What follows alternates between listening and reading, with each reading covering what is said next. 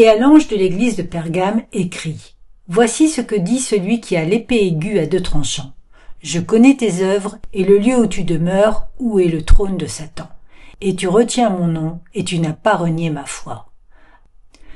Votre attention sera principalement demandée à ces mots. Tu retiens mon nom et tu n'as pas renié ma foi. Notez particulièrement, chers amis, au début de cette méditation matinale, le caractère sous lequel le Seigneur Jésus-Christ se présente à l'église de Pergame. Voici ce que dit celui qui a l'épée aiguë à deux tranchants. Le Seigneur Jésus vient-il à son église de cette manière ? À la porte de l'église porte-t-il une épée dégainée, une épée aiguë à deux tranchants ? Oui, même à son église visible. C'est ainsi que notre Seigneur Jésus-Christ apparaît. À ses propres fidèles spirituels, il est pour chacun un époux plein d'une tendresse et d'un amour indicibles. Mais à l'église visible, qui dans son meilleur état n'est jamais entièrement pure, il apparaît sous une forme plus sévère.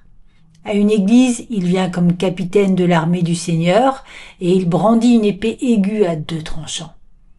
C'est le parallèle de ce passage où Jean-Baptiste dit de lui « Il a son van à la main, il nettoiera son aire et il amassera son blé dans le grenier, mais il brûlera la paille dans un feu qui ne s'éteint point. » Ce van est toujours dans sa main, car il est toujours nécessaire. Même si notre Seigneur est plein de grâce, il est aussi plein de vérité. Son amour pour ses serviteurs se manifeste par une jalousie ardente qui ne tolère pas le mal. Il s'assiera comme un fondeur et un purificateur d'argent. Il purifiera les fils de Lévi et les affinera comme l'or et l'argent. Nous pensons à la venue de notre Seigneur comme à une joie et une bénédiction. Mais rappelez-vous cette question. Mais qui pourra soutenir le jour de sa venue? Et qui pourra subsister quand il paraîtra? Le Seigneur porte l'épée, et il ne la porte pas en vain. Le temps n'a pas émoussé son tranchant. Elle est aiguë, et elle a deux tranchants, comme autrefois. Mais que fera-t-il avec cette épée en ce qui concerne une église? Nous ne sommes pas laissés dans le doute sur ce point. Ayant mentionné certains dont les doctrines et les vies étaient impures, le Seigneur dit « Repens-toi, sinon je viendrai à toi bientôt, et je combattrai contre eux par l'épée de ma bouche. » Il tourne l'épée contre ceux qui sont dans l'Église et qui n'ont pas le droit d'y être. Ce n'est pas une chose insignifiante que d'être membre d'une Église. Je souhaiterais ardemment que certains professants n'aient jamais été membres d'une Église du tout. Car s'ils étaient restés dehors, ils auraient peut-être été en bien moins grand danger qu'ils ne le sont à l'intérieur de ses limites. Dehors, leur conduite aurait pu être tolérée, mais elle n'est pas compatible avec une profession de disciple envers Jésus. Je dis cela avec une profonde tristesse. Ô faux professants, vous pouvez descendre en enfer assez facilement sans augmenter votre damnation en entrant dans l'Église de Christ avec un mensonge dans votre main droite. Hélas, pour ceux qui ne sont pas chrétiens de cœur et qui pourtant professent l'être, ceux-là devraient être effrayés par la vision du Seigneur lui-même s'approchant d'une église avec une épée aiguë dans la main. Sûrement, les pécheurs de Sion sont effrayés, la crainte a surpris les hypocrites. Pourtant, il y a du réconfort pour les sincères en ce glorieux homme de guerre. Il frappera ceux qui sont les ennemis de sa sainte cause, mais il repoussera aussi ceux qui attaquent son peuple de l'extérieur. Son épée est pour la défense des fidèles.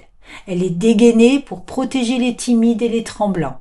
Jésus est venu comme notre Josué pour chasser l'ennemi devant nous et nous conduire en avant, conquérant et pour conquérir. L'épée à deux tranchants est la défenseuse des moindres de ceux dont les cœurs sont droits devant le Seigneur. J'introduis le sujet comme l'Esprit lui-même l'introduit. Je voudrais rendre le sermon doux pour les saints, mais la préface doit nécessairement être tranchante, de peur que quiconque ne s'empare de consolations auxquelles il n'a pas droit. L'agneau pascal doit toujours être mangé avec des herbes amères. Ces herbes amères, je les ai posées sur la table. Le nom de Jésus, qui est le chant des anges et le trésor des saints, a la terreur pour ceux qui la refusent. Car celui qui porte ce nom jugera les vivants et les morts, et prononcera la condamnation sur les injustes. Notez que ce bienheureux Sauveur observe son Église d'un œil attentif. Il regarde l'Église de Pergame et il dit « Je connais tes œuvres et le lieu où tu demeures, où est le trône de Satan. » Le Seigneur voit la position et le péril de l'Église de Pergame, où Satan demeure. Il y avait probablement d'horribles idolâtries avec des orgies obscènes dans la ville, ou peut-être était-ce un lieu de licence particulière ou de persécution spéciale. Nous ne pouvons pas, à cette distance de temps, dire exactement ce que c'était. Mais le Seigneur le considérait comme la citadelle de Satan.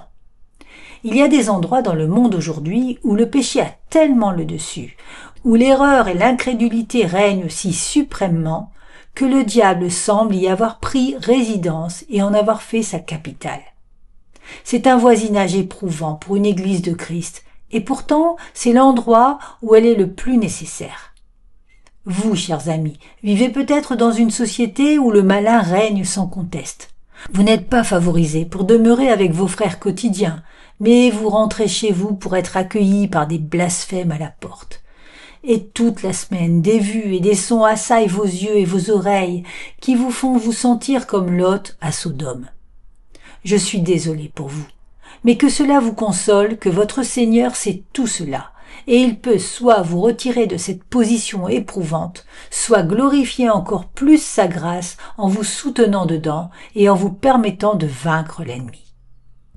Il sait que Satan désire vous avoir pour vous cribler comme le froment, et il prie pour vous afin que votre foi ne défaille point. Il connaît vos périls et il considère vos épreuves. Il perçoit bien la manière dont Satan vous égarerait d'abord, puis vous accuserait. Il comprend la subtilité de l'ancien serpent. Il voit vos luttes, vos échecs et vos efforts désespérés pour retenir la foi. Il sait comment, la nuit, vous êtes affligés en confessant devant lui vos manquements. Mais il sait aussi les circonstances particulières dans lesquelles vous êtes placés, et il vous juge avec une grande miséricorde. Si vous retenez fermement son nom et n'avez pas renié la foi, cela peut être pour lui une preuve plus sûre de la sincérité de votre cœur que des œuvres de labeur et de patience ne le seraient dans d'autres cas.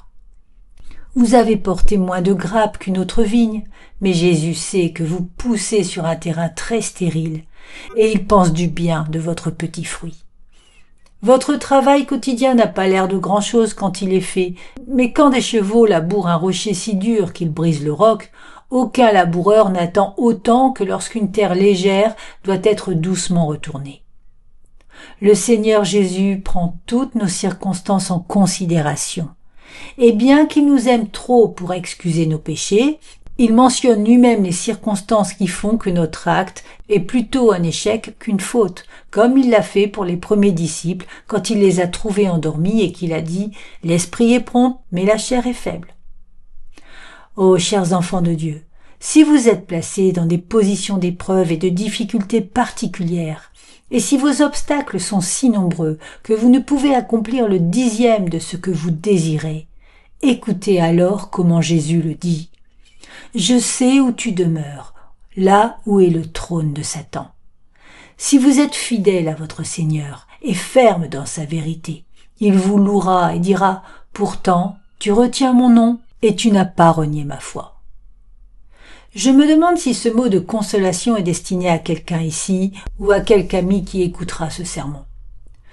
Beaucoup des bien-aimés du Seigneur font aux yeux de Dieu beaucoup plus maintenant dans des conditions éprouvantes qu'ils ne le faisaient dans des jours plus heureux. Quand ils avaient 10 livres qui leur étaient confiés, ils en rapportaient 2 comme intérêt. Et maintenant qu'ils n'ont qu'une livre, ils en rapportent une livre d'intérêt. Ainsi vous voyez qu'ils produisent un pourcentage beaucoup plus grand qu'autrefois. Et c'est la manière de calculer du Seigneur, car elle est selon la justice. Quand nous avons peu de force et que nous sommes placés dans des positions de grande difficulté, alors le Seigneur pense d'autant plus à ce que nous produisons et le considère comme une preuve d'autant plus sûre de fidélité. Dans le texte, c'est une louange suffisante pour Pergame, dans les circonstances que, demeurant si près de la capitale même de Belzébuth, sous l'ombre du trône de l'enfer, cette Église puisse mériter cette louange. Tu retiens mon nom et tu n'as pas renié ma foi. Donnons une attention sérieuse à cette louange. Oh, que nous puissions la mériter nous-mêmes. Et si nous l'avons déjà méritée, puissions-nous être aidés par le Saint-Esprit à la retenir fermement, afin que personne ne prenne notre couronne. Le premier point sera « Considérons ce fait ». J'espère que c'est un fait pour beaucoup ici présents, comme cela l'était pour Pergame. Je crois que l'on peut dire de cette Église et de ses membres « Tu retiens mon nom et tu n'as pas renié ma foi ». Notez, chers amis, que le nom de Christ est ici identifié à la foi de Christ. Tu retiens mon nom et tu n'as pas renié ma foi. La foi de l'Écriture a Christ pour centre, Christ pour circonférence et Christ pour substance. Le nom, c'est-à-dire la personne, le caractère, l'œuvre, l'enseignement de Christ, c'est la foi des chrétiens. Les grandes doctrines de l'Évangile sont toutes intimement liées au Seigneur Jésus-Christ lui-même. Elles sont les rayons et il est le soleil. Nous ne retenons jamais la foi correctement, sauf si nous voyons le Seigneur Jésus comme son centre. De notre élection à notre glorification, Christ est tout et en tout. Pour les Juifs, la loi n'était jamais à sa place appropriée jusqu'à ce qu'elle soit déposée dans l'arche et couverte du propitiatoire. Et je suis sûr que les croyants ne voient jamais la foi correctement jusqu'à ce qu'ils la voient accomplie en Christ Jésus. Si c'est ainsi pour la loi, combien plus pour l'Évangile. L'Évangile est l'anneau d'or, mais Christ Jésus est le diamant qui y est serti. Jésus est l'auteur et le consommateur de notre foi. Il en est la somme et la substance, le sommet et le fond. Quand nous retenons fermement le nom de notre Seigneur, alors nous n'avons pas renié la foi. Mais comment la foi peut-elle être reniée? De plusieurs manières cela peut se faire. Permettez-moi de le dire très tendrement mais très solennellement, certains renient la foi et lâchent le nom de Jésus en ne le confessant jamais. Rappelez-vous comment le Seigneur présente cette affaire dans les évangiles. Quiconque me confessera devant les hommes, le Fils de l'homme le confessera aussi devant les anges de Dieu. Mais celui qui me reniera devant les hommes sera renié devant les anges de Dieu. Ici, il est clair que renier, c'est la même chose que ne pas confesser. Je connais des gens qui se vantent presque de leur neutralité. Ils disent « Je garde ma langue, même si le conflit est entre Christ et Bélial, je continuerai tranquillement et ne m'appliquerai jamais. » Dites-vous cela? Permettez-moi de vous rappeler les propos de notre Seigneur. Celui qui n'est pas avec moi est contre moi, et celui qui n'assemble pas avec moi disperse. Encore il dit « Quiconque ne porte pas sa croix et ne vient pas après moi ne peut être mon disciple. » Ce texte doit peser lourd sur ceux qui ont essayé non pas exactement de tenir avec le lièvre et de courir avec les chiens, mais ni de tenir avec le lièvre ni de courir avec les chiens. Ceux-ci ont espéré trouver dans leur discrétion la meilleure partie de la vaillance. Mais croyez-moi, c'est une vaillance qui sera récompensée par un mépris éternel. De toute façon, vous espérez mener une vie facile. Une vie facile de ce genre se terminera par une mort très malaisée. Une vie dans laquelle nous avons évité la croix de Christ mènera à un état dans lequel nous manquerons la couronne de gloire. Christ est aussi renié par de fausses doctrines. Si nous épousons l'erreur quant à sa personne, son œuvre ou sa doctrine, et croyons ce que Jésus n'a pas enseigné, et refusons de croire ce que Jésus a enseigné, alors nous avons renié son nom et sa foi. L'un des points principaux d'un chrétien, sans lequel le reste de sa vie ne sera pas acceptable à Dieu, c'est que Jésus soit pour lui le chemin, la vérité et la vie. Le pratique, le doctrinal, l'expérimental doivent tous être trouvés par nous en Jésus-Christ notre Seigneur. Sinon, nous ne l'avons pas placé à sa juste position. Et nous ne pouvons être droits nulle part si le centre n'est pas droit et si Jésus n'est pas ce centre. Que Dieu nous accorde de ne jamais nous détourner de la foi une fois pour toutes livrée au sein. Mais puissions-nous résister à toutes les fausses philosophies, fermes et immobiles. Mais il est très facile de renier le nom et la foi par une vie impie. Que chacun de nous n'imagine qu'un credo orthodoxe puisse nous être utile si nous menons une vie hétérodoxe. Non, Christ Jésus doit être obéi comme un maître, aussi bien que cru comme un enseignant. Sa doctrine n'est pas seulement à retenir dans le credo de la tête, mais à suivre dans la vie du cœur. Nous devons chercher la sainteté, où nous ne serons pas trouvés en train de retenir fermement le nom de Jésus. Si nous déshonorons le Seigneur par notre langue avec des paroles inconvenantes ou par nos vies avec une conduite impie, nous renions en effet la foi. Si la fontaine est souillée, les courants sont souillés. Si le cœur n'est pas droit avec Dieu, les actions ne sont pas droites à ses yeux. Ô mes frères et sœurs, je vous prie d'être très attentifs à ne pas renier le nom de Jésus par une vie mauvaise. Il est mentionné dans cette épître à l'église de Pergame qu'il y en avait certains qui tenaient la doctrine de Balaam, et nous savons ce que c'était. Ils essayaient de rendre le peuple du Seigneur comme le monde. Ils disaient qu'il n'était plus nécessaire de maintenir les anciennes notions puritaines et d'être si précis et exact. Ils pensaient que la religion devrait être rendue plus invitante en étant rendue plus mondaine. Ils enseignaient que nous pouvions faire ce que le monde fait et croire la même chose que le monde croit, et pourtant être le peuple de Dieu. C'est la plus mortelle de toutes les illusions.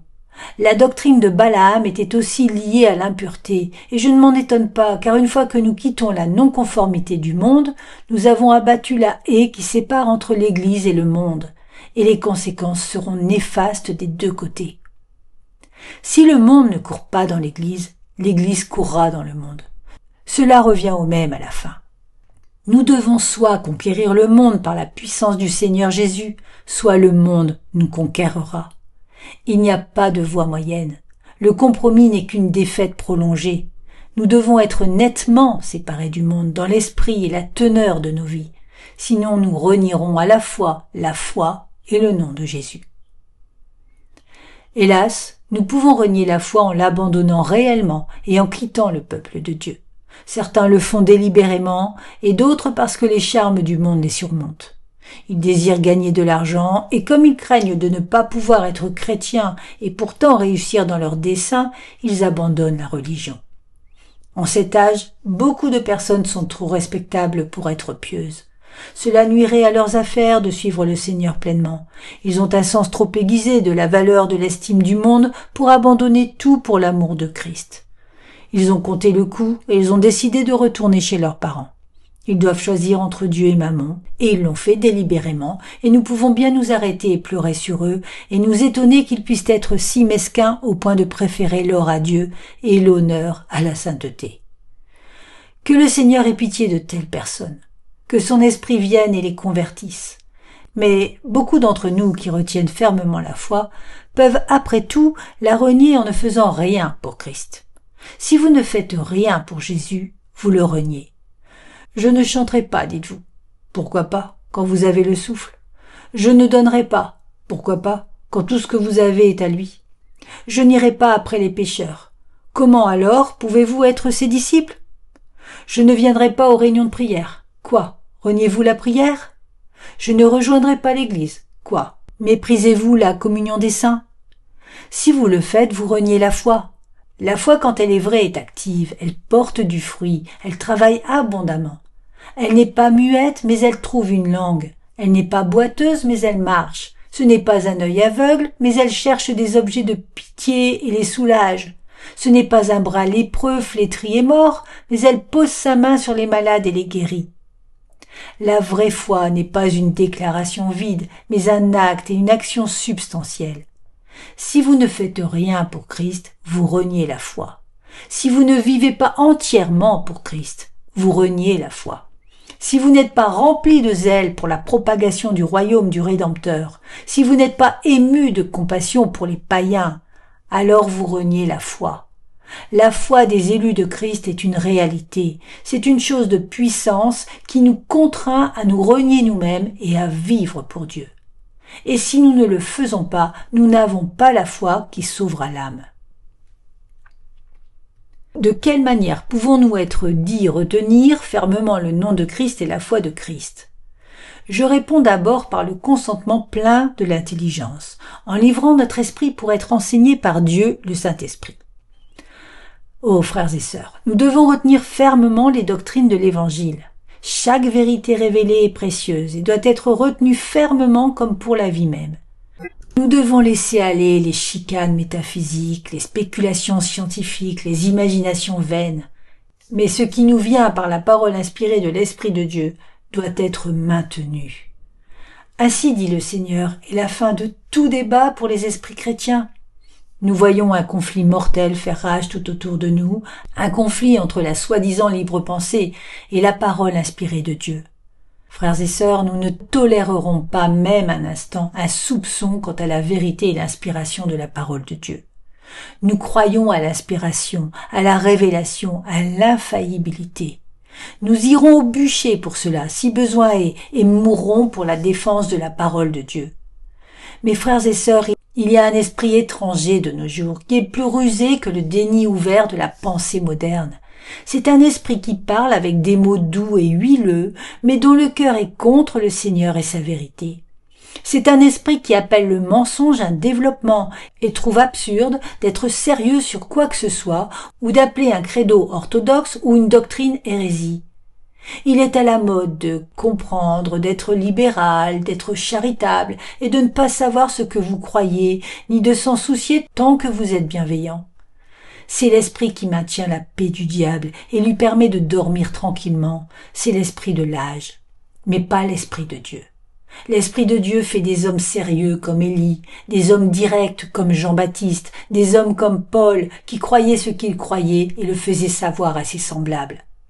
L'Esprit de Dieu fait que les hommes luttent pour la foi et haïssent la fausse doctrine. Il les rend jaloux pour le Seigneur des armées.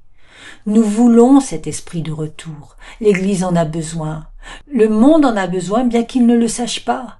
La puissance de l'Évangile réside dans la positivité avec laquelle il est cru.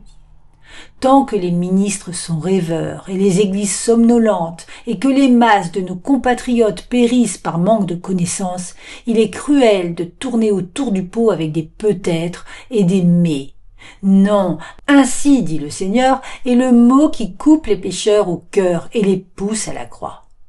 Nous devons retenir fermement la foi avec le consentement plein de l'intelligence, où nous ne la retenons pas comme Christ voudrait que nous la retenions. Mais cela n'est pas suffisant. Si nous retenons fermement le nom de Jésus, dans son amour, nous devons emmagasiner dans nos affections tout ce que notre Seigneur enseigne. Jésus et sa vérité doivent être précieux pour nos âmes. Aimez-vous le Seigneur Jésus? L'aimez-vous au point de tout abandonner pour lui? L'aimez-vous au point de trouver le bonheur dans la simple mention de son nom? Est-il pour vous la somme et la substance de toute vérité, tout ce qui est aimable et de bonne réputation? Aimez-vous la vérité qu'il a révélée? L'aimez-vous au point qu'elle soit la nourriture de votre âme? L'aimez-vous au point que vous mouriez pour elle? L'aimez-vous au point que vous trouviez plaisir à la lire, à l'entendre et à méditer sur elle? L'aimez-vous au point que vous vous efforciez de la pratiquer dans votre vie quotidienne? C'est retenir fermement le nom et la foi de notre Seigneur Jésus-Christ. Nous la retenons aussi fermement en la tenant devant tous en face de toute opposition. Nous devons confesser la foi à tous les temps et saisons appropriées, et nous ne devons jamais cacher nos couleurs. Il y a des temps où nous devons nous précipiter au front et courtiser l'affrontement, quand nous voyons que les ennemis de la vérité sont particulièrement actifs à essayer de renverser les doctrines fondamentales de l'Évangile. Dans la mer rouge de la controverse, c'est un grand courage et une grande foi qui peuvent seuls tirer les armées du Seigneur du danger. Un homme malsain ou somnolent n'aurait pas pu en sortir vivant. La vérité de Dieu a survécu à bien des sièges, et elle tiendra pour toujours contre tous les assauts de l'ennemi. Mais il est de notre devoir de retenir fermement la foi, comme si tout dépendait de notre fermeté. Retenez fermement ce qui est assailli, car soyez sûr que c'est important. Le point que le diable attaque est habituellement un organe vital.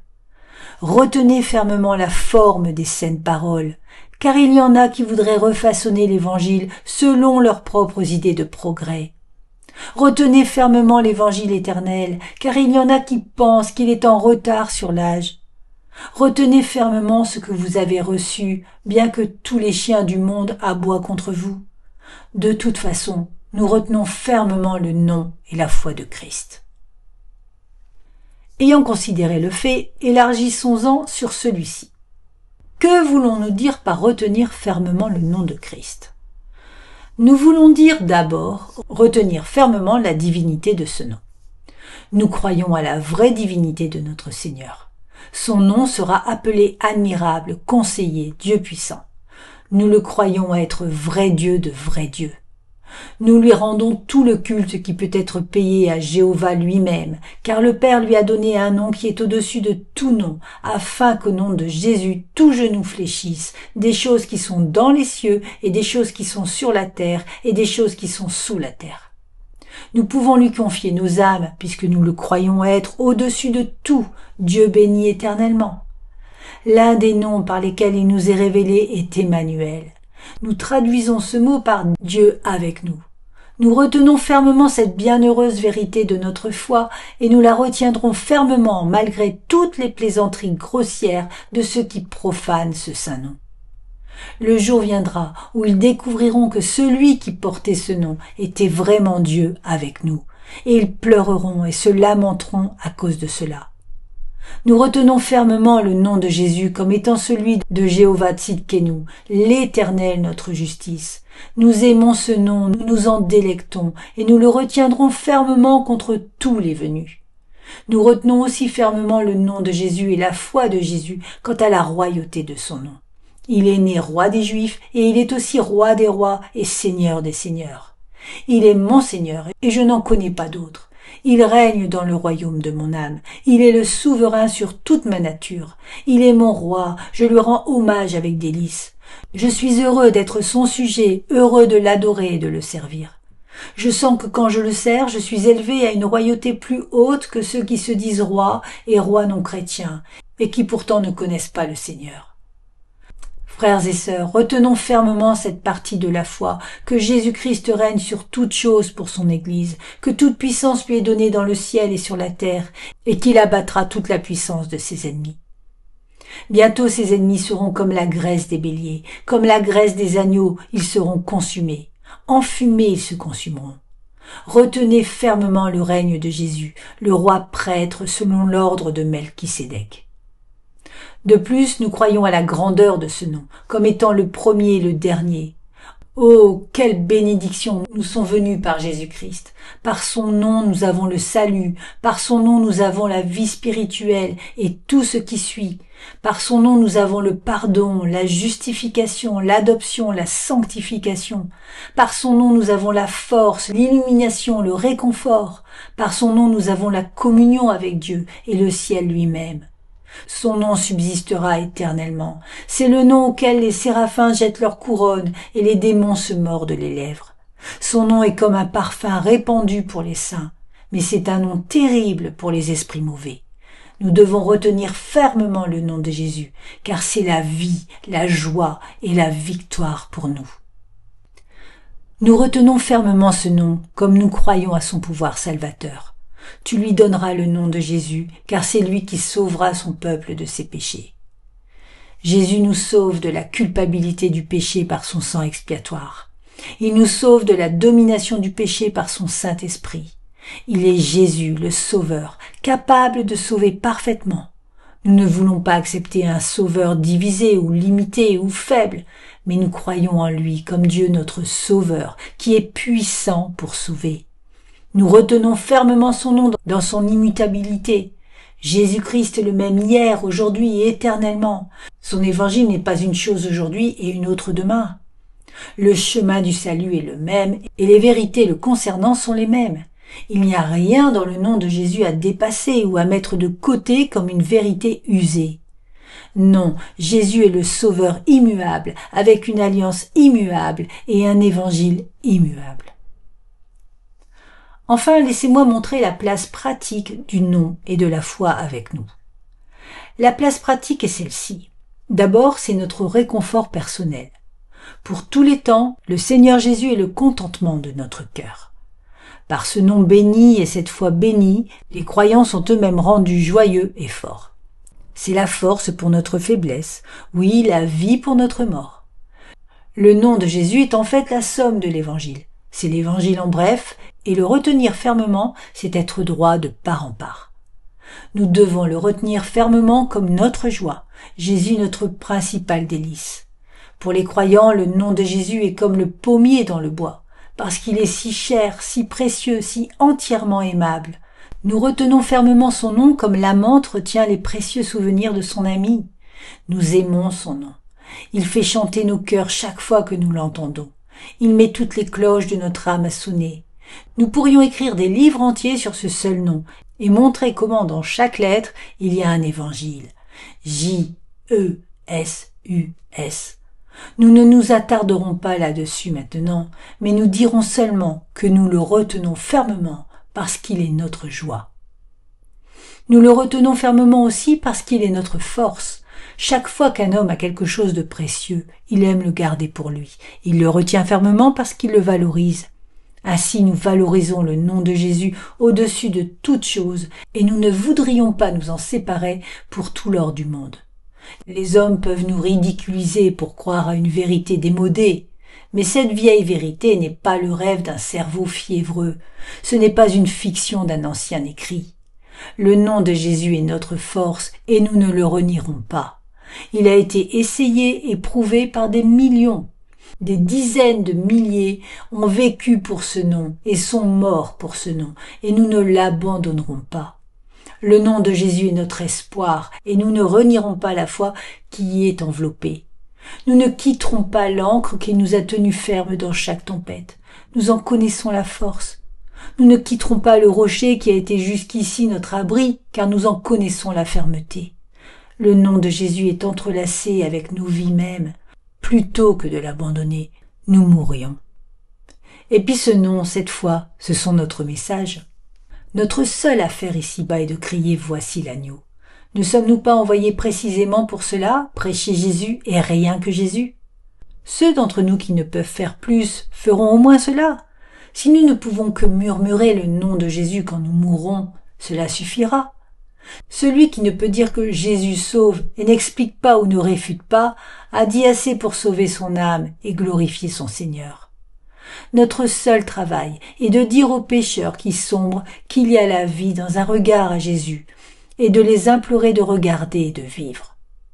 Retenez fermement ce message, frères et sœurs. Retenez fermement ce nom béni de Jésus que nous voudrions murmurer aux oreilles des hommes jusqu'à ce qu'ils se réjouissent de l'entendre. Si vous retenez cela fermement, vous ferez de votre mieux pour la propagation du royaume de Christ parmi les hommes. Il est aussi notre autorité divine pour l'œuvre sainte. Si les malades spirituels sont guéris, c'est son nom qui les rend forts. Si les démons sont chassés, c'est en ce nom qu'ils sont exorcisés. Il n'y a pas de prière qui prévaut au ciel qui ne soit adoucie par « pour l'amour de Jésus ». C'est le sceau que nous apposons à nos lettres de supplication pour les certifier comme nôtres. Et il n'y a pas de document qui passe le grand sceau à la cour d'en haut qui n'ait le nom de Christ quelque part lié à lui. Retenez donc fermement le nom de Jésus comme votre plaidoyer tout-puissant. C'est votre arme de guerre, votre charte de pouvoir spirituel.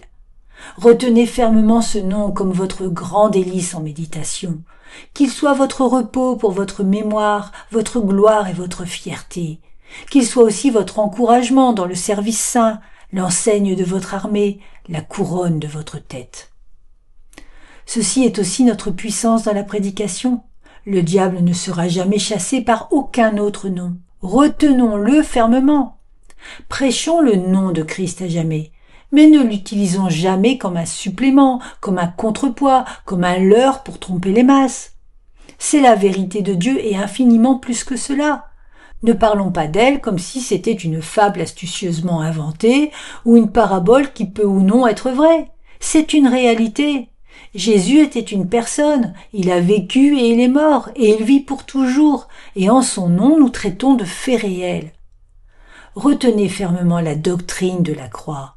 Retenez fermement l'histoire de la vie du Seigneur Jésus.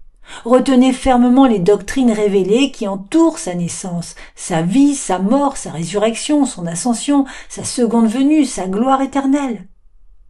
Retenez fermement les paroles qu'il a dites par les prophètes et les apôtres, car le témoignage de Jésus est l'esprit de la prophétie.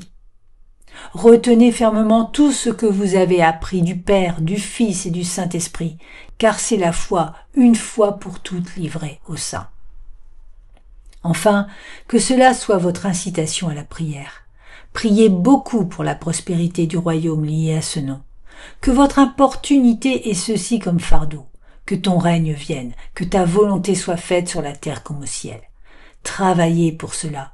Travaillez et priez comme si les temps étaient dans votre propre main, comme ils le sont en effet. Mais que votre zèle soit stabilisé par le fait que toute puissance est donnée à Jésus et qu'il règne réellement et littéralement sur les nations pour produire son propre dessein éternel. Dieu surplombe toute chose pour l'établissement de l'âge de l'Évangile. Jésus régnera, je n'en doute pas. Je ne crois pas aux paroles courageuses des hommes qui pensent pouvoir tracer un royaume pour Christ selon leur propre idée de ce qu'il devrait être. Mais je crois aux prophéties de Daniel et de Jean et des apôtres et évangélistes et aux paroles du Maître lui-même. Toutes déclarent que le Seigneur Jésus-Christ aura domination de mer à mer et du fleuve jusqu'aux extrémités de la terre.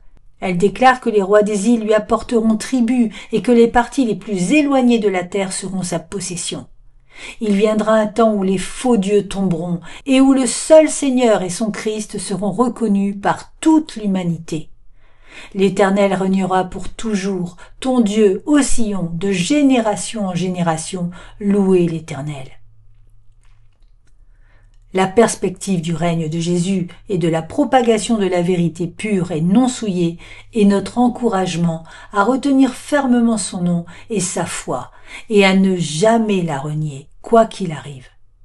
Si l'un de vous travaille sous une dépression temporaire et que vos esprits sombrent, que le Saint-Esprit vienne sur vous en ce moment et vous arme pour le plus grand avenir par une confiance inébranlable dans le Sauveur toujours vivant et régnant.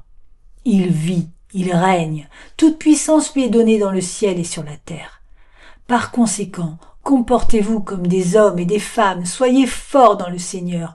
Il n'y a pas de place pour le doute. La vérité doit gagner, Christ doit conquérir. Souvent bafoué, la cause de la pureté, de la vérité et de l'amour de Dieu doit triompher à la fin. Allez de l'avant et Dieu sera avec vous. Au nom de Jésus. Amen.